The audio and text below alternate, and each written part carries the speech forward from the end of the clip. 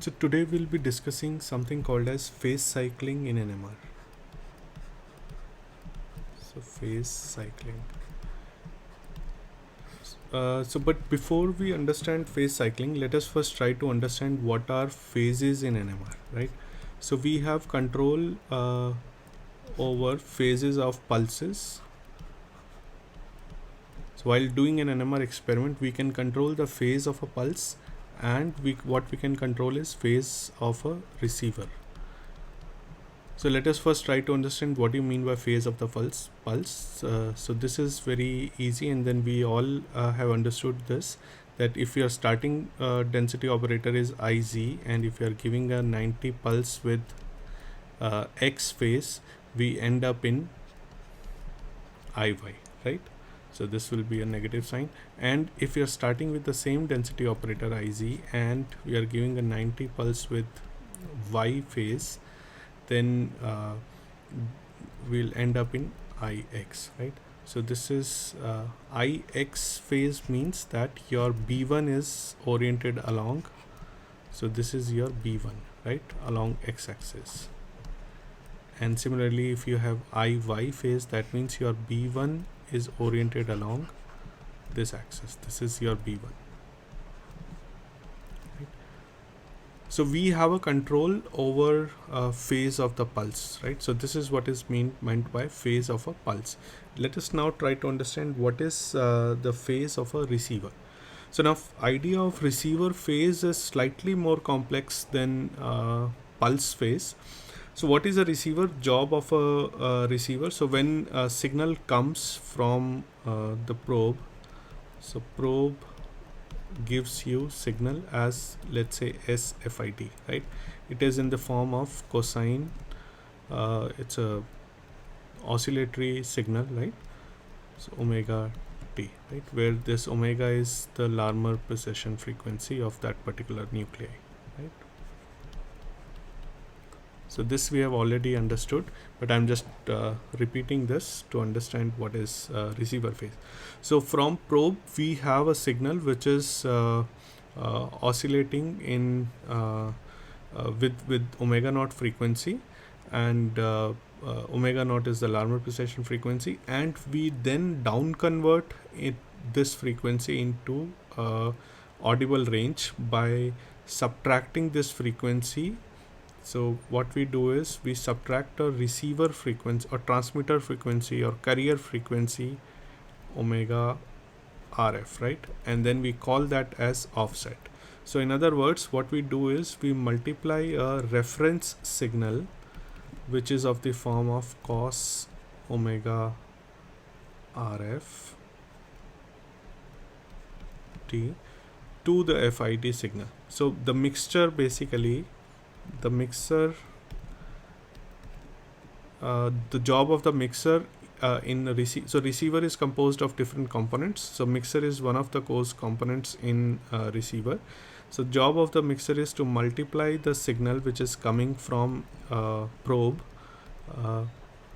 with the reference signal, right? So reference signal is coming from transmitter, and transmitter signal is directed into mixer, and then they are multiplied. So what I get here is, so I will get cos of omega naught t into cos of omega RF t, and if I see, I can write this as 1 by 2 cos omega naught plus omega RF t plus cos omega naught minus omega RF t.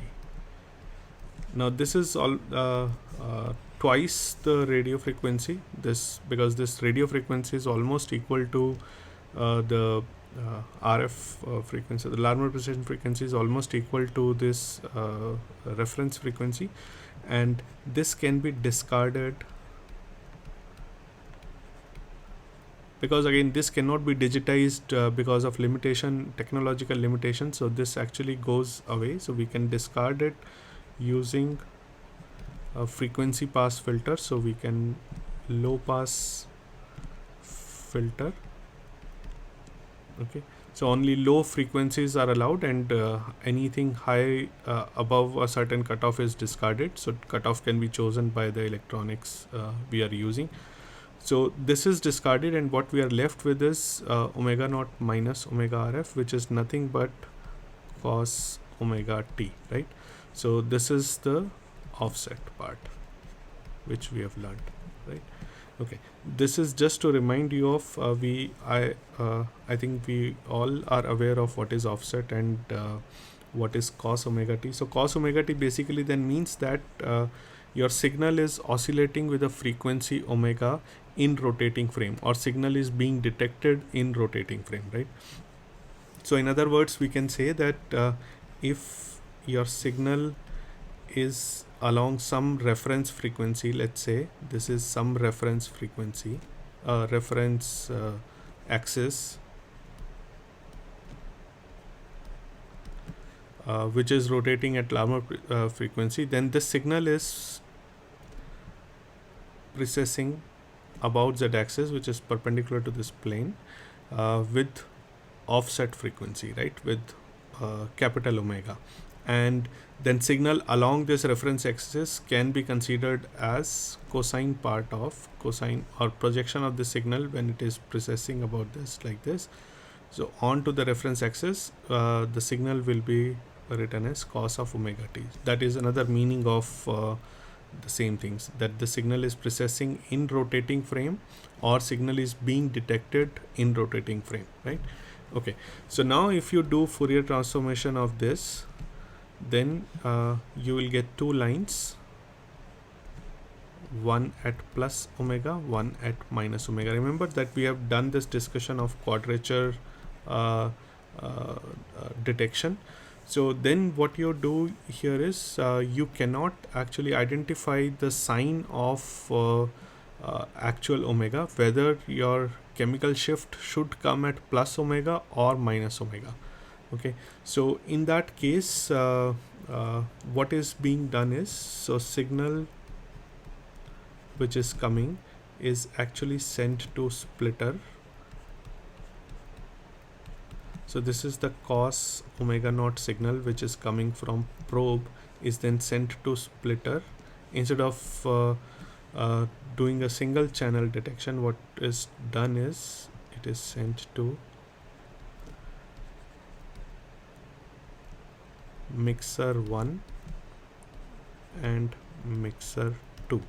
Okay, so here cos omega naught t is multiplied with cos omega RFT, whereas here this cos omega RFT, which is coming from transmitter, this frequency is coming from transmitter, so this frequency is phase shifted by 90 degrees and then multiplied. So omega naught t sine, so if you phase shift this by 90 degrees, this becomes omega sine omega RFT, right? And then it is passed to ADC 1 and ADC 2, right? So this we have already learned, right? This can be digitized, and then the real part, this is called as real part, and then this is called as imaginary part, right? This is only for mathematical ease of understanding. Now what happens here? So let's say this thing becomes equal to half of sine omega naught plus omega RFT minus, so this is one capital sine of omega naught minus omega RFT, right? And again this is discarded because this cannot be digitized, and this is nothing but sine of omega t, capital omega t. So from here you will get cos of omega t, and then this is termed as real part of the signal and this is termed as imaginary part of the signal, right? So this is modulated by sine. Now cos omega, capital Omega t, plus let's say I sine capital Omega t is then the famous oscillatory part of the signal, ei omega t. And if you multiply this with the relaxation component, so you will get the regular signal, right? This is your regular signal in time. Now this, when Fourier transform, it does tell you that okay, this signal should come at plus omega and nothing at minus omega, right?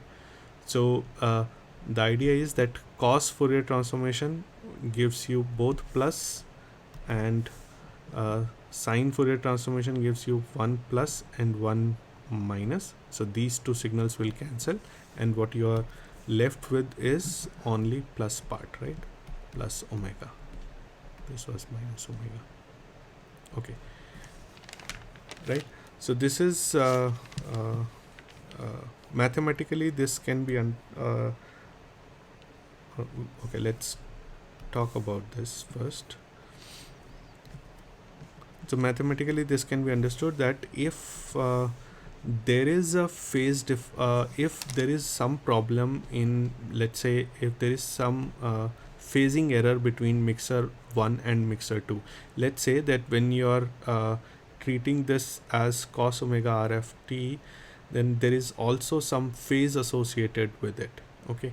So and then there is some phase associated with it, then this cancellation of these two signals is not perfect, and what you're left with is some small glitch here or some small image here, right? So these kind of images or these kind of small residual peaks are called as quadrature images, okay? So let us see mathematically what I mean is, so let's say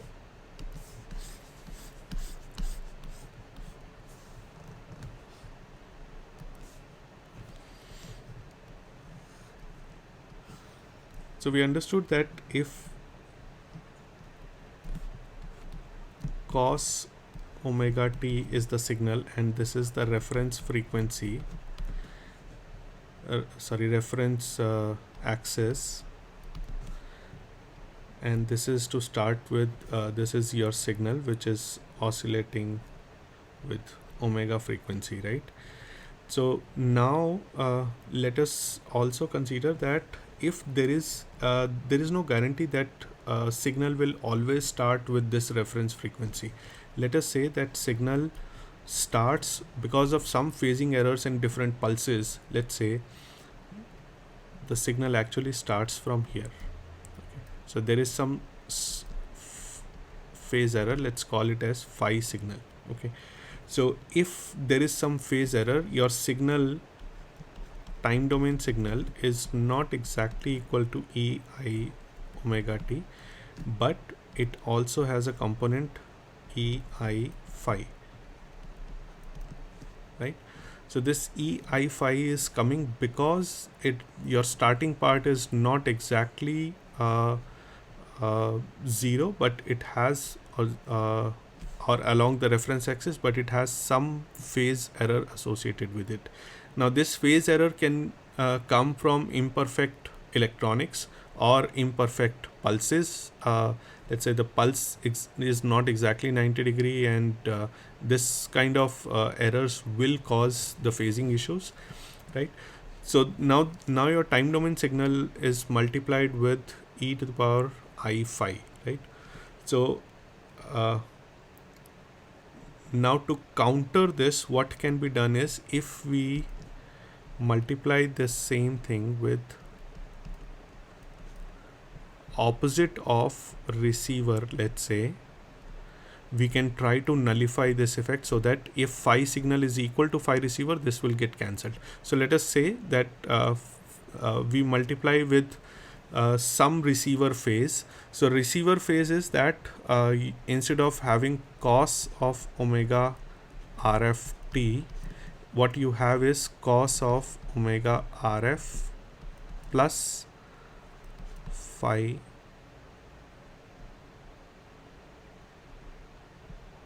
this is T inside phi receiver. Okay, so you add some phase component to it which is coming from receiver, right? So that signal is then multiplied with cos omega naught t, and it gives you a signal form of like this, right? So this maths is easy to understand. So what we have done here is to counter the phasing error which is originating from signal, we have added the phase part in receiver frequency which is coming from transmitter. So we have absolute control on what amount of phasing error we can introduce via receiver, right? So we have no control on this phi signal here. So because phi signal can come from faults in electronics also, and where we do not have any control, if the pulses are not set correctly, then also these kind of phasing errors can come. But we have absolute control on what is the phi receiver value we can choose, and because it is done by user, so we can control this. So in other words, what we can do is we have our signal as e to the power I omega t, e to the power I capital phi t, right? So where this capital phi is nothing but phi signal minus phi receiver, right? Okay, so now if I Fourier transform this time domain signal, what I get is frequency domain signal, and then e to the power I omega t will give me one absorptive function. The real part of this will give me absorptive function, and the imaginary part will give me dispersive line, right? Dispersive function, and this whole thing is multiplied with e to the power I capital phi, right? Now the real part of this whole thing, this is a complex signal as we can see. Now the real part of this complex signal is given by a omega cos phi. So I'm taking cos phi from here and multiplying this with this, and then the sine part multiplied by d omega will also give me the real part, right? With a negative sign, I into I will go -1, so I will get minus d omega sine phi t, right? So now you can see that this real part, this is now after Fourier transformation. So that means this is the spectrum, this is the line spectrum. Now this NMR spectrum, or the spectrum line, or the resonance line, is actually composed of absorptive component and dispersive component, right? So instead of a line which is typically looking like this, you also have a component which is like this, right? Now mixture of this, depending on the value of phi, the cosine and sine will dictate what is the magnitude, what is the amplitude of this signal versus what is the amplitude of this signal. If amplitude of absorptive is higher, then the overall signal will be more absorptive and less dispersive, so something like this.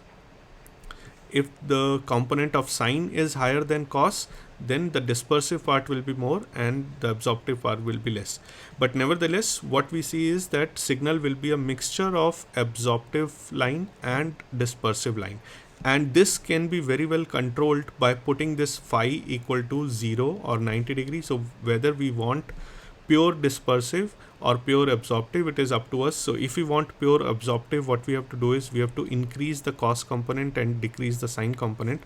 So by putting phi, capital phi, equal to 0, the real part becomes pure absorptive in nature, right? So there is the sine 0 becomes 0 and then cos 0 becomes 1. So you have pure absorptive component coming from here, right? So this is usually done at the processing stage of the spectrum. So after recording, this is not done during recording. So what we do is we don't care about whether phi receiver is also equal to phi signal. Like what we can do is we actually multiply the whole thing, this whole thing, by, so what we do is we have signal and we have e to the power, so let's say, let's stay in time domain, I omega t e to the power I phi. So what we simply do is we multiply with some phase where theta is equal to, theta is kept equal to minus phi. Okay. Now how do we do that? So this is done iteratively during processing of the spectrum. We can choose different values of theta and we can observe whether the spectra is going as pure absorptive or it is going as less dispersive or more dispersive. So you can keep on changing the values of theta by, usually there is a slider in most processing softwares. So a slider basically increases the value or decreases the value of theta in real time as we are looking at the spectrum, and once the spectra becomes pure absorptive, it usually stops there. So you can stop wherever you want.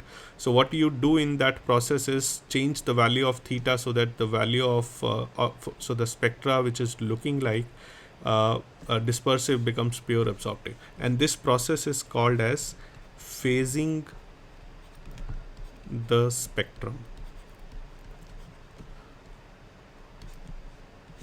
Okay, and this type of processing, this type of phasing is actually zero order phasing. Okay, so thus we can alter the phase of the spectrum by changing either the pulse phase or the receiver phase, right? So pulse phase or receiver phase defines this value of capital phi, and while processing we can change the phase by altering the value of theta, right? Okay, so now if the magnetization is along x-axis and receiver is also along x-axis, then your phi value is 0, right? So what I mean is that if the magnetization, starting magnetization is along x-axis and my receiver is also along x-axis, so this is y, so that means capital phi is 0. There is no phi signal and there is no phi receiver, so both of them will be 0, so capital phi will be 0, so that means spectra will be pure absorptive, right? If the receiver is shifted by 90 degrees, let's say, so in this case line will be pure absorptive. Now if the receiver is shifted by 90 degrees, what I mean is that if your signal is here x-axis and receiver is aligned with y-axis, that means receiver is having a phase of minus pi by 2, right? So that way what we will have is my signal will be a omega plus I d omega, and I will have a negative pi by 2 receiver phase, right? So minus I pi by 2, negative because it is going anti-clockwise, and this actually becomes I times a omega plus d omega, right? So if I now take the real part, this is pure dispersive, right? So line is like this. Similarly, if my receiver goes here with 180 degree phase difference, I will get negative absorptive, and if my receiver is at 270 degree phase difference with signal, I will get negative dispersive, right? Something like this. So depending on what is the phase difference between the signal or the pulse and the receiver, the phase of the spectrum will be different. So this should be easy enough to understand now, that phase of the spectrum is defined by the pulse phase and the receiver phase, and typically it is the phase difference between the pulse phase and the receiver phase which matters, right?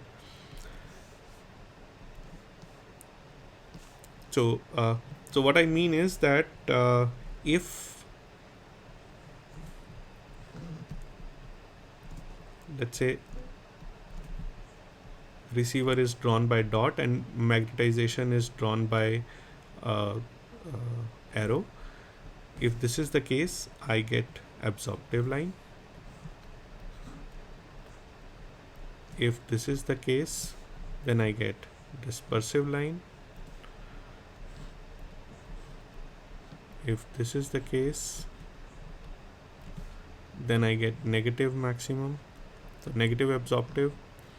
And if this is the case, then I get negative dispersive. Right. So these line shapes and their functions we have already discussed, so I'm not covering that. Right. So now you can see that if the two mixers in receiver, mixer 1 and mixer 2, has the phasing errors, then it can lead to different type of line shapes. It can either be pure absorptive or pure dispersive, or a mixture of all of these, right? Depending on what is the phase difference between mixer 1 and mixer 2. So in general, when a 90-degree acquire experiment is done, which is you have seen already this, how to do this. So when a 90-degree and acquire experiment is done, it is recorded with variable pulse phases. So instead of writing as X here or Y here, what we do is we write 90 phi 1. That means the phase of this 90-degree pulse is variable, and here I write phi receiver. That phase of the receiver during acquisition is also variable, right? So such type of experiments where we are recording the experiment, where we are recording the data with varied pulses, pulse phases and receiver phases, this process is called as phase cycling.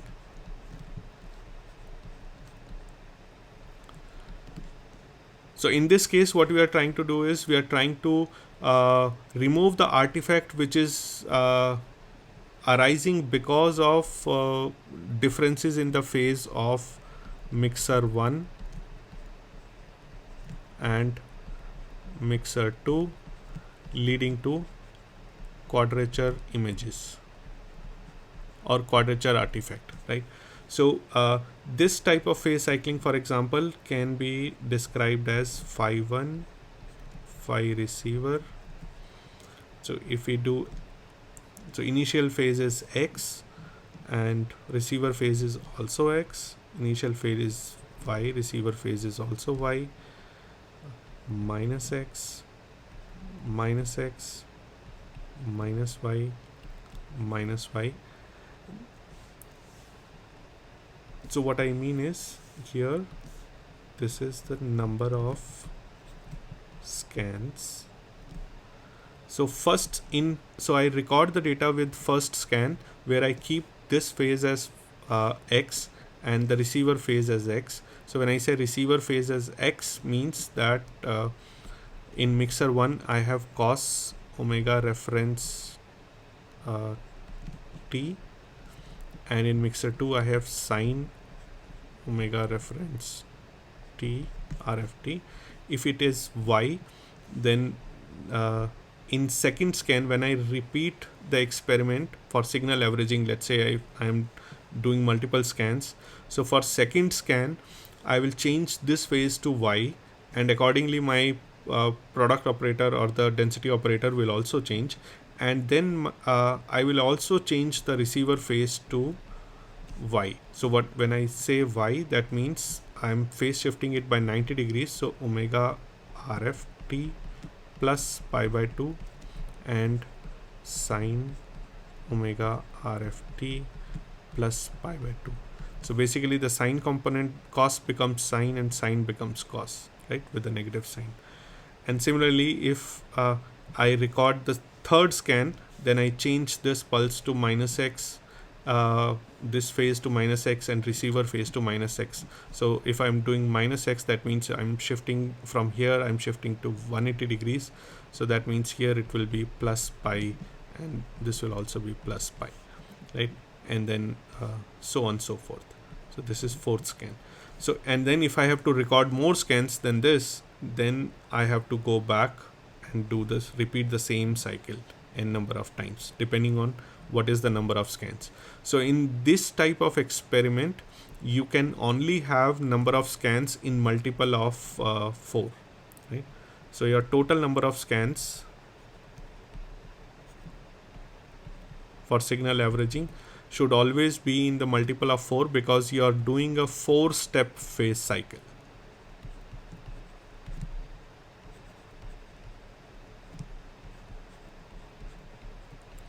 And if you do the complete calculation, you will see that irrespective of if there are slight phase differences between mixer 1 and mixer 2, because of altering between cos and sine and these phases, these images turn out to be 0, and then you will be left with pure absorptive line shapes, right?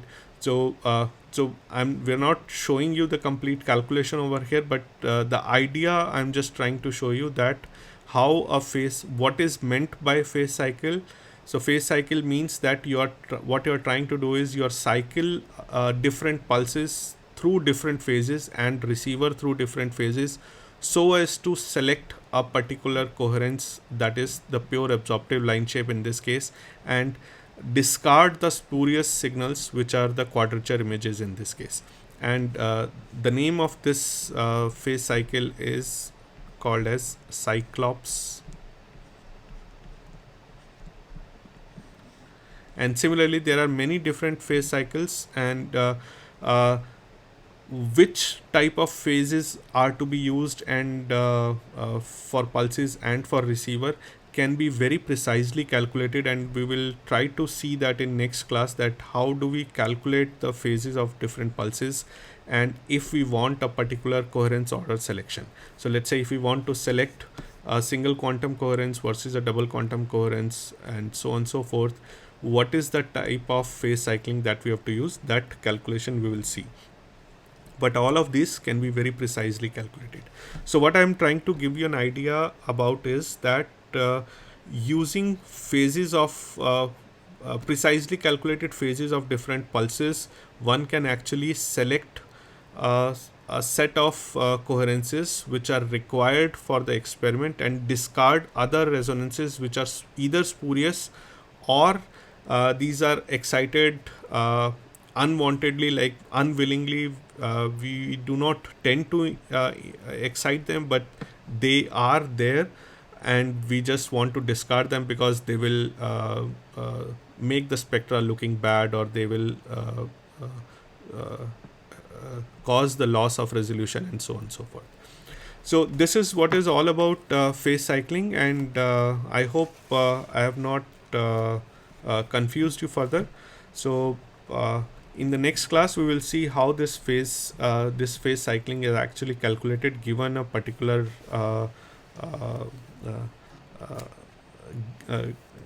given a thing that we want to select a particular coherence order. That is all for today. Thank you very much.